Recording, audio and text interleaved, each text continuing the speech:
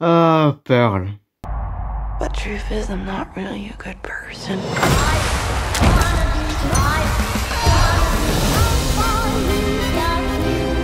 Salut tout le monde, c'est Théo, et aujourd'hui je vais vous donner mon avis sur le préquel de X, bien sûr Pearl, un film que j'attendais vraiment, parce que X était incroyable.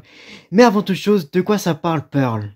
Pearl suit une jeune femme vivant dans une ferme isolée avec son père malade et sa mère autoritaire. Elle rêve de célébrité, mais a du mal à contrôler ses tentations meurtrières.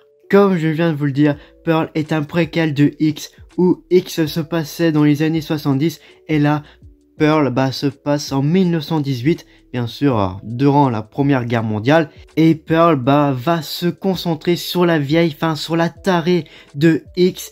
Bien sûr, on va voir les premiers meurtres, comment elle a pu être comme ça, comment elle a pu être une tarée, et franchement, c'est super bien. Petite chose avant de vous parler de ce film, ne faites pas comme moi, ne regardez pas ce film illégalement, n'utilisez pas de VPN pour aller aux États-Unis, au Canada, parce qu'il vient seulement de sortir en VOD dans ces pays. C'est vraiment nul de faire ça, attendez à la sortie en France, en sachant que X sort la semaine prochaine, il sort le 2 novembre. X c'est hyper bien, je vous conseille fortement, et Pearl aussi c'est super bien, mais attendez sa sortie en France. J'allais dire en salle, peut-être il va sortir en salle, on verra comment ça se passe avec X en salle de cinéma, et peut-être Pearl sortira chez nous en France. Après avoir vu X, j'étais extrêmement excité de voir Pearl, mais cependant, je n'étais pas préparé à ce que ce film dépasse mes attentes comme il l'a fait, et franchement, j'en veux d'autres de ce genre de film. Pearl n'est pas vraiment un film d'horreur, et encore moins un slasher, mais plutôt une étude de caractère sur la descente dans la folie, qui utilise la violence brutale avec parcimonie. Et c'est une excellente étude de caractère. Et le meilleur aspect de tout ce film est peut-être la performance principale de Mia Goth. Et que c'est peut-être la meilleure performance d'une actrice dans un film d'horreur depuis Florence Pugh dans Midsommar. Oui, vraiment. Et vous savez à quel point j'adore Midsommar et que j'adore aussi Florence Pugh dans ce film. Et donc Pearl ne fonctionnerait pas sans la performance de Mia Goth, qui est vraiment remarquable. Car là, elle incarne une anti-héroïne marginale, pleine de nuances et de traits de caractère contradictoires. Son ennui et sa tristesse sont joués avec empathie, et on sent que Mia Goth elle-même, à un certain niveau, s'identifie à la douleur de Pearl. Elle confère au rôle un puissant mélange de naïveté, de délicatesse et de pure rage meurtrière. Mia Goth est entourée d'une équipe de soutien solide, capable de répondre à son intensité avec des degrés divers de perplexité, de dégoût et de terreur pure.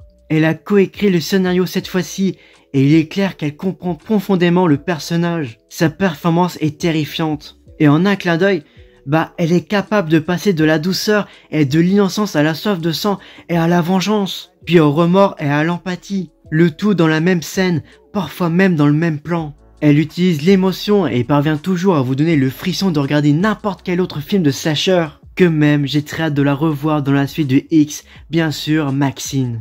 Et j'espère de tout cœur que les Oscars envisageront de la nommer cette année pour la meilleure actrice. Mais connaissant les Oscars... Ce qui rend le film intéressant, c'est la façon dont le personnage de Pearl se déroule et les surprises en cours de route. Il y a quelque chose d'Hitchcockienne dans le film, et il y a des parallèles évidents avec Psycho. Pearl se rapproche effectivement de l'univers du slasher dans son troisième acte, et le film dans son ensemble est un véritable festin visuel aux couleurs vives qui fait référence à un certain nombre de films. Comme par exemple Le Magicien d'Oz, Mary Poppins ou encore Massacre à la tronçonneuse. J'adore ces films, surtout pour Le Magicien d'Oz, que je l'ai vu très jeune, que je m'en parlerai toujours quand je l'ai vu pour la première fois. C'était un truc de dingue. Et donc, quand on fait des références à ces films ultra cultes, c'est sûr que je vais kiffer le film. Donc ouais, Pearl, j'ai vraiment adoré. La cinématographie de ce film était si impressionnante et a vraiment créé une atmosphère intense. Le film a une grande utilisation de la couleur. Les couleurs tout au long du film sont très vibrantes et agréables à l'œil. Les palettes de couleurs étaient simplistes mais très efficaces et chaque prise de vue était si détaillée. De plus, le film regorge d'images significatives et de métaphores visuelles. Le décor de 1918 au Texas était une telle bouffée d'air frais pour le genre d'horreur. Donc je vous conseille fortement d'aller voir Pearl au cinéma, enfin quand il sortira chez nous en France, et tout comme pour X, parce que X c'est un véritable chef-d'œuvre. Voilà, pour moi c'est un putain de film d'horreur, et ça sort le 2 novembre chez nous. Il faut pas manquer ça. Pearl est un psychodrame sérieux et délirant avec une partition musicale incroyable. Je ne m'attendais pas à ce que le film soit aussi percutant psychologiquement, et la fin est un véritable coup de poing émotionnel. Le film vaut la peine d'être regardé, et la performance de Mia Goth est incroyable. Et puis même, il y a un monologue vers la fin du film qui est vraiment à un autre niveau.